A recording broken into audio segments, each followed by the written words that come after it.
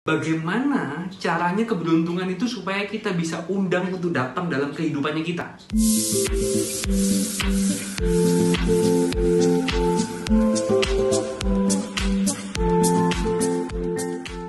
Hai teman-teman semuanya, kembali lagi dengan saya Andi di sini.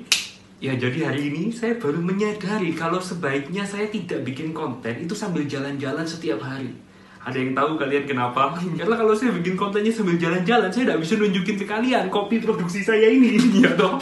Padahal kan tujuannya supaya sekali-sekali kalian bisa lihat gitu loh, supaya nanti kalau ketemu di supermarket kan, oh pernah lihat barang ini ya kan gitu.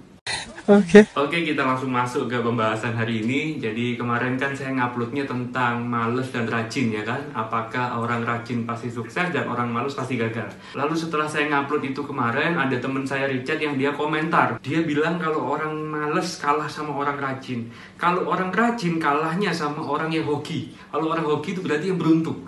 Nah, sebuah kata beruntung ini membuat saya seharian dari pagi itu saya mempertanyakan makna keberuntungan ini dalam hati. Dan saya kepingin tahu bagaimana caranya keberuntungan itu supaya kita bisa undang untuk datang dalam kehidupannya kita. Jadi setelah melewati masa-masa perenungan, setelah melewati masa-masa saya searching di Google juga, tiba-tiba saya membaca sebuah kisah. Kisah ini menceritakan seseorang yang bernama Bernie Ecclestone. Jadi pada suatu malam beliau ini berjalan dengan pacarnya, lagi jalan-jalan mungkin di tengah kota gitu. Lalu tiba-tiba beliau didatangi oleh segerombolan perampok. Di mana perampok itu merampas dia punya jam tangan dan dia dipukulin sama perampoknya itu sampai mukanya babak belur. Dan beliau ini bukan orang-orang yang umurnya muda, 20-30an. Kayaknya sudah 60 atau 50, 60 something, sekitar segituan. Kelihatannya sudah tua ya, fotonya seperti ini. Jadi singkat cerita, malam itu seakan-akan bagi kita dia melewati sebuah malam yang kelabu. Jadi sudah jam tangannya dia hilang. Dan jam tangannya adalah jam tangan mereknya Hublot ya. Jadi katanya sih jam itu nilainya sekitar 4 miliar rupiah. Nah tentu bagi sebagian dari kita akan berpikir bahwa wah orang ini kok cek apa sih ya? Kok cek sano ya? Kok malam itu dia begitu sial ya? Kenapa kok nasibnya dia begitu buruknya sampai dia dirampok sama orang, dipukulin pula? Tapi Bernie ini memiliki sudut pandang yang berbeda dengan manusia pada umumnya. Jadi besoknya dengan kondisi babak belur dia tetap datang ke kantornya dia. Dan di kantornya dia menyuruh seseorang untuk mengambil foto. Jadi tolong muka saya difoto. Oke, mukanya difoto dengan kondisi biru semua kayak gitu. Kondisi babak belur gitu, dia foto mukanya dia.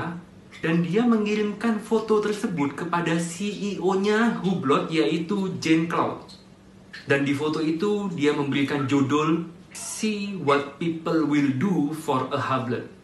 Dan ketika CEO-nya jam Hublot ini menerima foto dari dia, sang CEO ini malah memberikan respon yang juga di luar kebiasaan manusia pada umumnya. Jadi sang CEO ini malah menawarkan dia kerjasama. Gimana kalau kita kerjasama, saya pakai kontenmu ini dengan judul yang sama. Jadi pakai fotomu yang babak belur ini, dengan judul yang sama kita masukkan ke majalah-majalah semuanya. Dan nanti dari hasil penjualannya itu kita akan profit sharing. Jadi kita akan melakukan kerjasama yang sama-sama menguntungkan. Dan singkat cerita si Bernie ini pun mau menyanggupi kerjasama itu. Dan terjadilah kerjasama itu, masuk fotonya ke majalah di mana-mana. Dan ending kisahnya adalah si Bernie justru mendapatkan keuntungan yang lebih banyak dan lebih tinggi nilainya daripada jamnya dia yang hilang.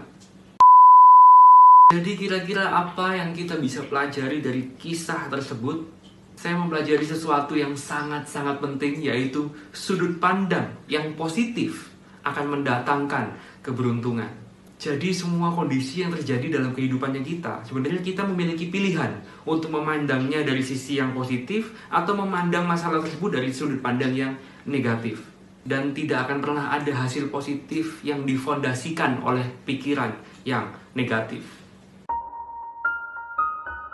Oke, kalau begitu sekian video saya pada hari ini teman-teman. Kalau kalian punya kisah-kisah lain, jadi saya kepingin tahu nih ada nggak kisah lain yang misalnya ya seputar yang seakan-akan orang lihat itu sebuah kesialan, tetapi karena orang itu menyikapinya dengan positif, malah yang dianggap orang kesialan itu malah mendatangkan berkat buat dia. Jadi saya kepengen tahu nih ada nggak kisah-kisah inspiratif yang lainnya. Kalau misalnya kalian ada yang tahu, kalian kasih tahu saya dengan cara komen di bawah. Oke, kalau begitu sekian dari saya dan sampai jumpa lagi di episode berikutnya. Bye-bye.